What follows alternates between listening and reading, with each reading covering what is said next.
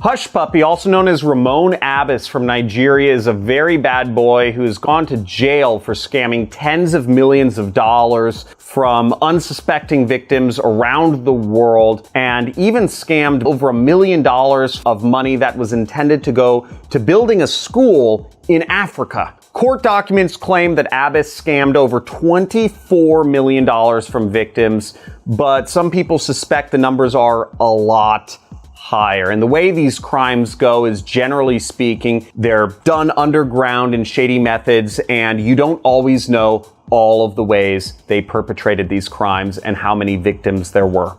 Now, these crimes and scams happen all the time, and I recently covered in another video how crypto and binary options industry scams billions and billions and billions of dollars from victims every single year, yet relatively few people hear about it. In this case, Hushpuppi is a very famous Instagram influencer with over 2 million followers on Instagram because he shows off the luxurious lifestyle that he's been able to acquire through scamming all these victims. He shows it off in all of his flashy Instagram posts. He has pictures of him with private jets, with women, with Gucci, Fendi, Louis Vuitton. He seems to really like Balenciaga and shoes. He loves shoes and really just living the lavish lifestyle from the money he scammed from people. What might surprise you, though, is unlike many of the influencer scams that are happening right now, especially on Instagram,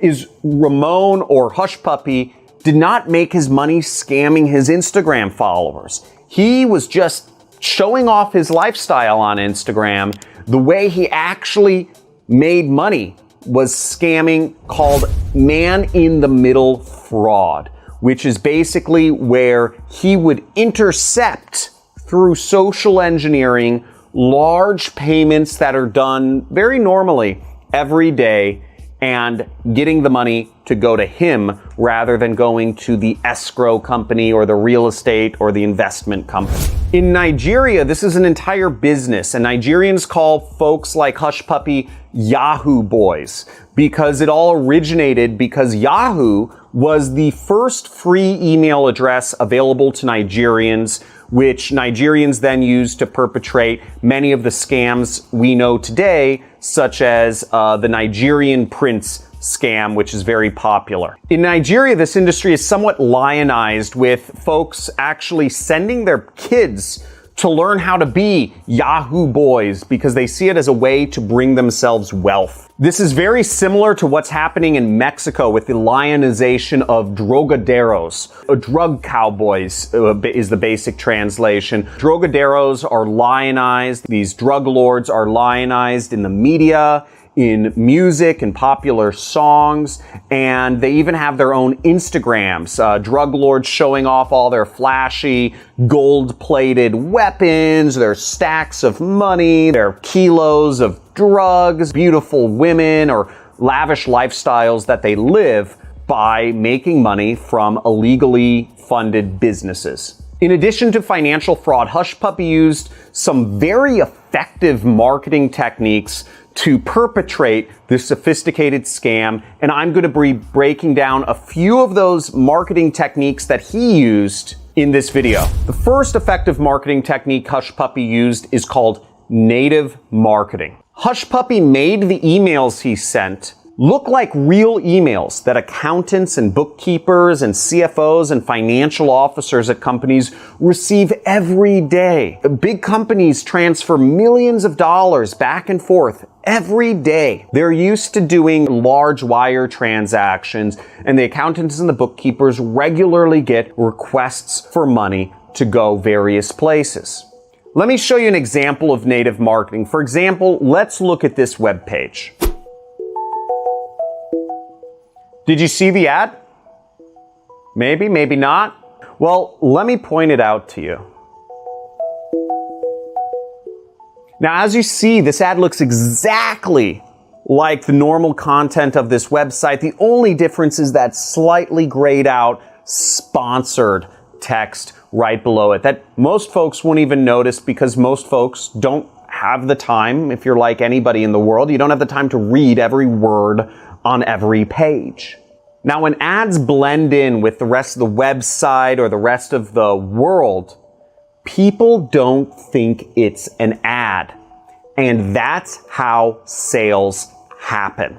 The financial officers that received emails from Hushpuppi requesting large sums of money likely didn't know it was a fraudulent email. And this is how he got the money. Now, I do large transfers of money from time to time when I'm buying real estate. I've had to do multiple transfers of multiple hundreds of thousands of dollars to escrow companies. And on the emails, you get the information where you wire the money, and generally they have a notice on these emails that say specifically, watch out for financial fraud, please check all the information. Now, what Hushpuppi likely did to perpetrate this scam was he sent an email that looked exactly like one of these emails that I had when I was purchasing property. Probably even had warnings of wire fraud on his email, because that's what you're used to when you receive these sorts of emails requesting large sums of money. And the financial officers likely didn't know anything different. Now, where I first realized the power of native marketing was when I first started advertising on the Facebook news feed. The ads blended in with all the surrounding content. Most folks didn't even know it was an ad. In fact, my ads would get shared tens of thousands of times, and folks would comment on my ad thinking that it was a real news site. Now, because what I did to really make my ads blend in, and what really increased my performance, was I advertised from a Facebook page I created that I called it Natural Health News. And I put a logo of a leaf. It looked like a real news page that was on Facebook. This helped me make tens of thousands of dollars a day for over a year, which earned me a significant sum of money and really helped me generate a lot of wealth that I now use to invest in my various companies and stocks and real estate and projects that I work on. Now, that slight difference between when I called my page Natural Health News that made it work, when I was doing the same advertisement from a Facebook page which was named Hydroxycone Skincare, buy now. Nobody wanted to click on it. My ads were unprofitable and I lost money every day I was buying advertising space on Facebook. Why? Because it looked like an ad.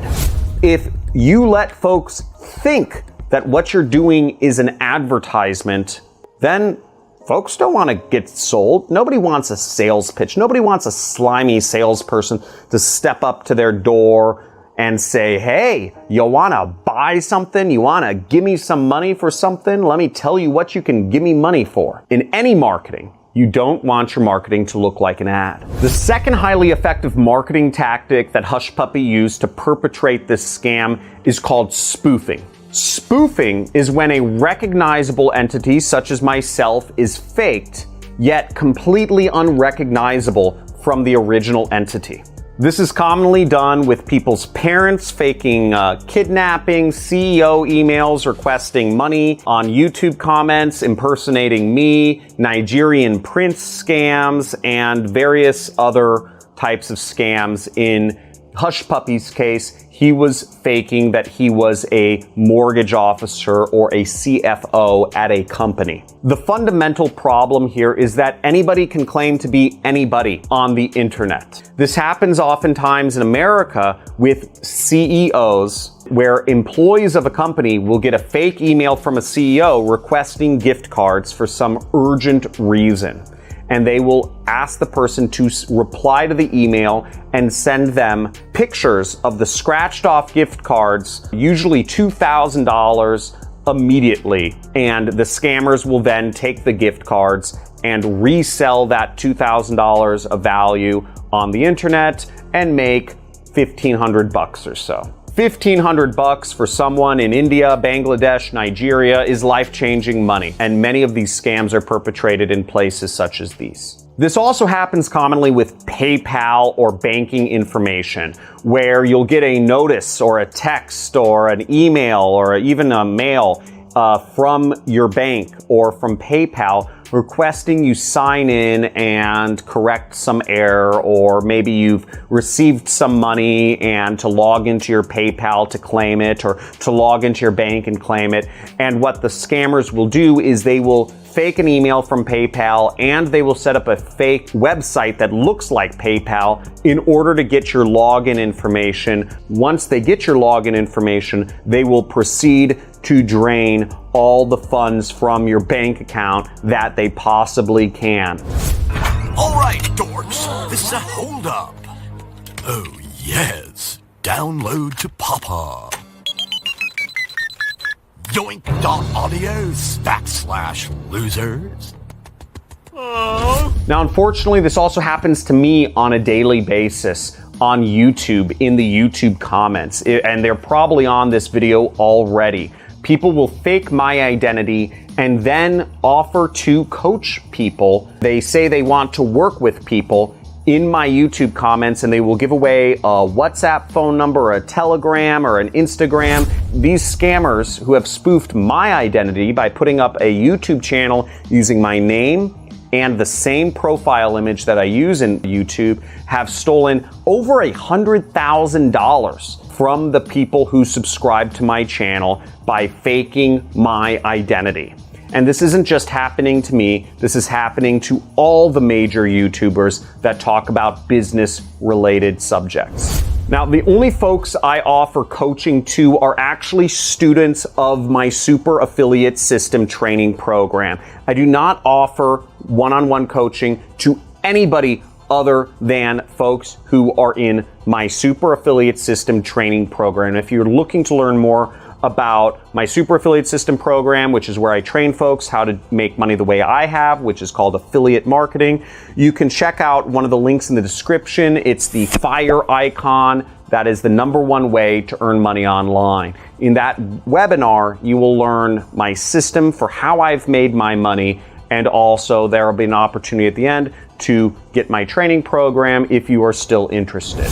Now, as you can see from one of these fake channels that is spoofing my identity and impersonating me, is that the profile picture is exactly the same, the name is exactly the same or similar, and the only difference is that the channel itself has no videos on it, and it does not have that little itsy bitsy verification check mark that my channel does. Now, this issue really angers me a lot. As you can imagine, I get support tickets about this on a somewhat regular basis of folks who believed they were communicating with me and they had paid me thousands of dollars to get one-on-one coaching when whoever they were communicating with just went dark. This causes massive liabilities and legal issues for my business. Fortunately, nothing major has happened, but it angers me a lot, and it causes huge amounts of problem, and frankly, it betrays the trust of the folks like you who are following my videos to get good content, and yet this is continuing to be proliferated on YouTube. Hush Puppy employed a slightly more complex version of this spoofing, because not only did he spoof the emails of accountants or CFOs or financial officers of the companies that he was looking to steal money from, but he had to have really insider, in-depth research into when these major wire transfers were happening. In one case, he scammed a Premier League soccer team in the UK. What he did was he had to know exactly when a large wire transfer was about to happen, such as when somebody does an escrow for a house, or a large donation to a charity, or a large business deal. And he had to know when to fake this email and when to send this fake email, the exact timing, so that it wouldn't raise any red flags within the company.